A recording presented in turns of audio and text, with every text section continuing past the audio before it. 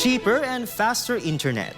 This is what the Department of Information and Communications Technology or DICT expects once new telco players enter the country, following the signing of the Implementing Rules and Regulations or IRR of the Konektadong Pinoy Act.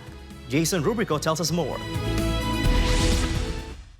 The Department of Information and Communications Technology announced that the Konektadong Pinoy Act will take effect by the end of November, facilitating the entry of new internet service providers and opening up stronger competition in the industry. This follows the signing of the Implementing Rules and Regulations or IRR of the Konektadong Pinoy Act. Towards end of the month, fully effective na yan. Yung mga gustong pumasok dito, hindi ko na pangungunahan, pero marami yan.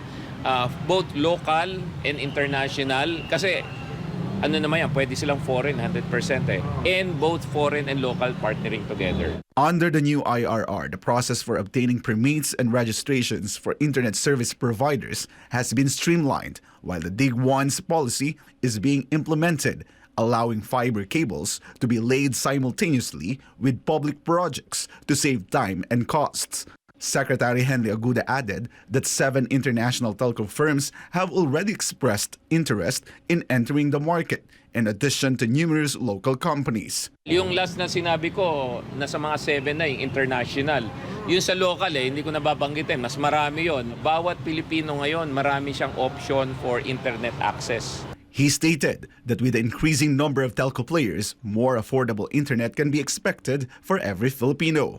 Pag mas marami kang competition, mas maganda yung presyo sa consumers. Pagdating ng Konektadong Pinoy at full implementation, sigurado bababa yan. With the signing of the IRR, the DICT is ready to begin fiberization of every household, aiming to provide all Filipinos with fast, reliable, and affordable internet by 2028.